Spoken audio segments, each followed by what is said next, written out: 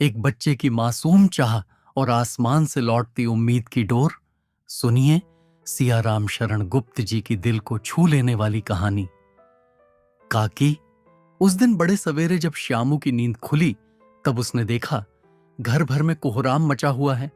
उसकी काकी उमा एक कंबल पर नीचे से ऊपर तक एक कपड़ा ओढ़े हुए भूमि शयन कर रही हैं और घर के सब लोग उसे घेर कर बड़े करुण स्वर में विलाप कर रहे हैं।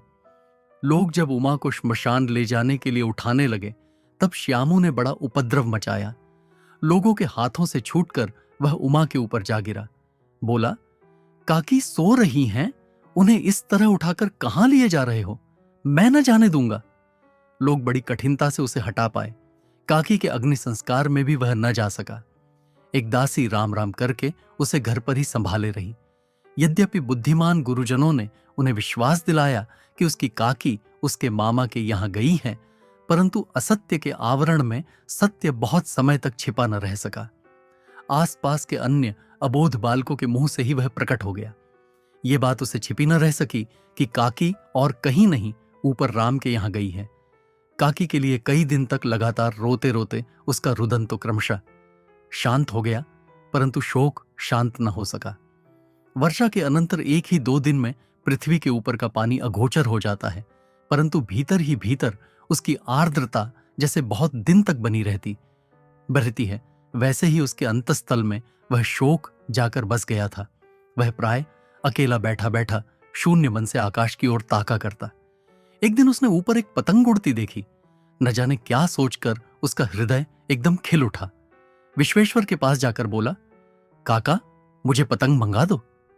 पत्नी की मृत्यु के बाद से विश्वेश्वर अन्यमनस्क रहा करते थे। अच्छा, मंगा दूंगा, कहकर वे उदास भाव से और कहीं चले गए। श्यामू पतंग के लिए बहुत उत्कंठित था। वह अपनी इच्छा किसी तरह रोक न सका। एक जगह खूंटी पर विश्वेश्वर का कोट टंगा हुआ था। इधर उधर देखकर उसने उसके पास स्टूल सरका कर रखा और ऊपर चढ़कर कोट की जेबें टटोली। उनमें से एक चवन्नी का आविष्कार करके तुरंत वहां से भाग गया। सुखिया दासी का लड़का भोला श्यामू का समवयस्क साथी था। श्यामू ने उसे चवन्नी देकर कहा, अपनी जीजी से कहकर गुपचुप एक पतंग और डोर मंगा दो। देखो, खूब अकेले में लाना, कोई जान न पावे। पतंग आई। एक अंधेरे घर में उसमें डोर बांधी जाने लगी। श्यामू ने धीरे से कहा, भोला, किसी से न कहो तो एक बात कहूं। भोला ने सिर हिलाकर कहा, नहीं, किसी से नहीं कहूंगा। श्यामू ने रहस्य खोला। कहा, मैं ये पतंग ऊपर राम के यहां भेजूंगा। इसे पकड़कर काकी नीचे उतरेंगी। मैं लिखना नहीं जानता, नहीं तो इस पर उनका नाम लिख देता। भोला श्यामू से अधिक समझदार था। उसने कहा, बात तो बड़ी अच्छी सोची, परंतु एक कठिनता है। यह डोर पतली है, इसे पकड़कर काकी उतर नहीं सकती। इसके टूट जाने का डर है। पतंग में मोटी रस्सी हो तो सब ठीक हो जाए। श्यामू गंभीर हो गया। मतलब ये बात लाख रुपए की सुझाई गई है, परंतु कठिनता यह थी कि मोटी रस्सी कैसे मंगाई जाए। पास में दाम है नहीं, और घर के जो आदमी उसकी काकी को बिना दया माया के जला आए हैं, वे उसे इस काम के लिए कुछ नहीं देंगे। उस दिन श्यामू को चिंता के मारे बड़ी रात तक नींद नहीं आई।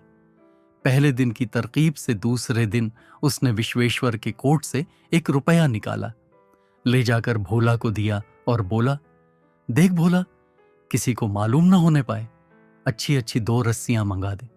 एक रस्सी ओछी पड़ेगी। जवाहिर भैया से मैं एक कागज पर काकी लिखवा रखूंगा। नाम की चिट रहेगी तो पतंग ठीक उन्हीं के पास पहुंच जाएगी। 2 घंटे बाद प्रफुल्ल मन से श्यामू और भोला अंधेरी कोठरी में बैठे बैठे पतंग में रस्सी बांध रहे थे। अकस्मात शुभ कार्य में विघ्न की तरह उग्र रूप धारण किए विश्वेश्वर वहां आ घुसे। भोला और श्यामू को धमकाकर बोले, तुमने हमारे कोट से रुपया निकाला है। भोला सकपकाकर एक ही डांट में मुखबिर हो गया। बोला, श्यामू भैया ने रस्सी और पतंग मंगाने के लिए निकाला था। विश्वेश्वर ने श्यामू को 2 तमाचे झड़कर कहा, चोरी सीखकर जेल जाएगा। अच्छा, तुझे आज अच्छी तरह समझाता हूं, कहकर फिर तमाचे जड़े और कान मलने के बाद पतंग फाड़ डाला। अब रस्सियों की ओर देखकर पूछा, ये किसने मंगाई? भोला ने कहा, इन्होंने मंगारी थी। कहते थे इससे पतंग तानकर काकी को राम के यहां से नीचे उतारेंगे। विश्वेश्वर हतबुद्धि होकर वहीं खड़े रह गए। उन्होंने फटी हुई पतंग उठाकर देखी।